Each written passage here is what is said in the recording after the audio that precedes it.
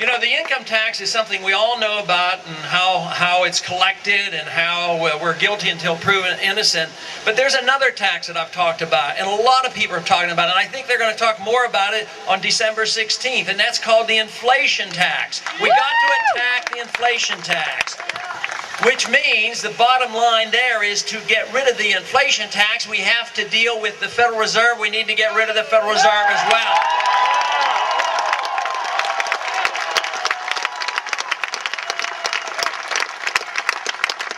And it probably wasn't an accident that the Federal Reserve and the income tax came in the same year. It was a bad year, 1913, unlucky for America.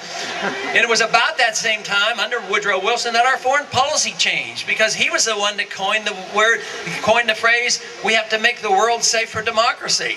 Wow, it hasn't been very safe, and I'll tell you what, we need to make it safe for freedom, and we need to set the standard here at home.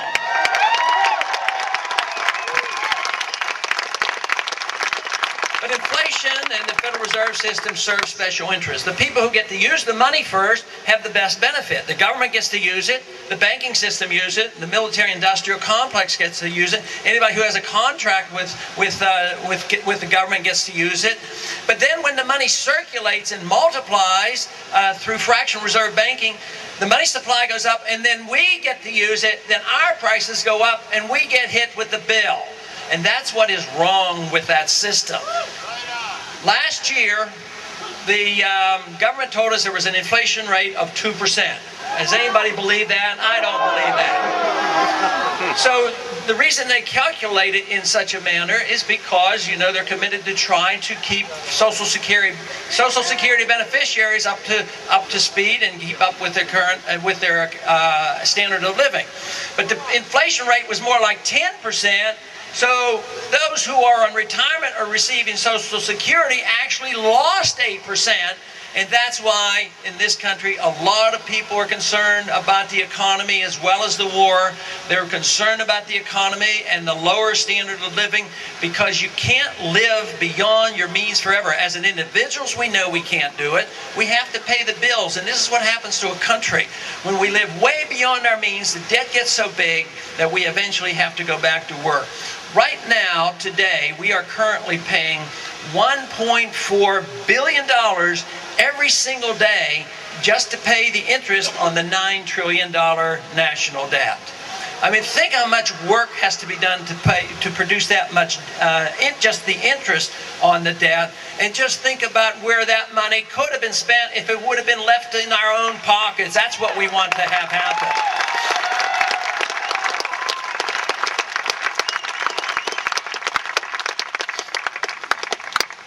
We as a country, I think, unfortunately, over the years have lost confidence in freedom. And I think this is what's happening right now. People are recognizing that we have a lot of problems. We have too much government. We need to restore the confidence that freedom really works if we just allow it to work.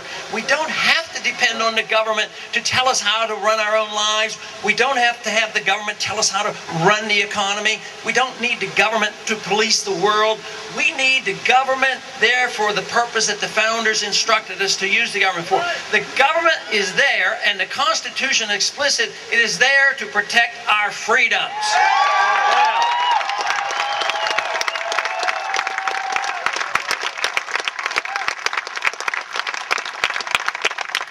One thing the Constitution is supposed to protect is our privacy.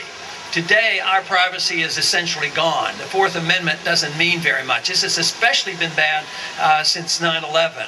But instead of protecting the privacy of the citizens, the government has turned around and they protect the secrecy of the government. They have it backwards. We need to know what's going on in government. There shouldn't be these secrets in government. We need to protect our privacy.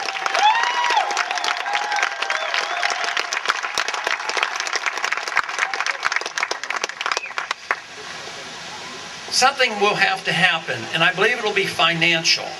And the indication now that the dollar is going down, the debt is exploding, our freedoms have been eroded, and we can't afford the foreign policy. Something will happen unless we reverse the course. And that's what this is all about, is to reverse the course that we've been on these last several decades.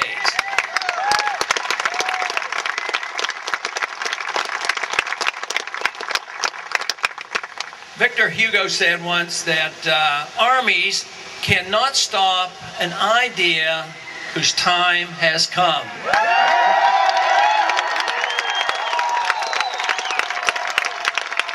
The idea of liberty has once again raised its head, just as it did at the time of our revolution. We are going to continue that revolution because the American people will not give up, and they will not accept the idea that it's government that has to act as our parent, has to be the nanny state, and has to tell the world how to live.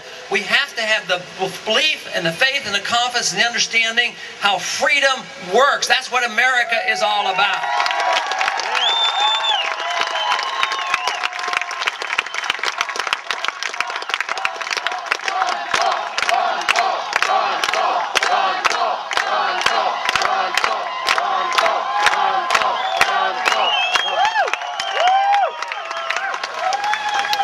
You know, the campaign has done exceptionally well. I believe these conditions that I've described these views are shared by most Americans, that we indeed have problems. So we have these problems sitting there. We come along with some solutions and a program, and that's very attractive. And then we have now disproven a few things that the media have been trying to peddle. One is that, you know, after the first several debates, we did quite well in the post-debate polling. But they said, oh, that was because Ron Paul supporters know how to use the computer. There's only 3 dozen out there that know how to do that, and they do all that spamming, and that's how he wins these polls. Well, let me tell you, I think there are more than 3 dozen out there tonight.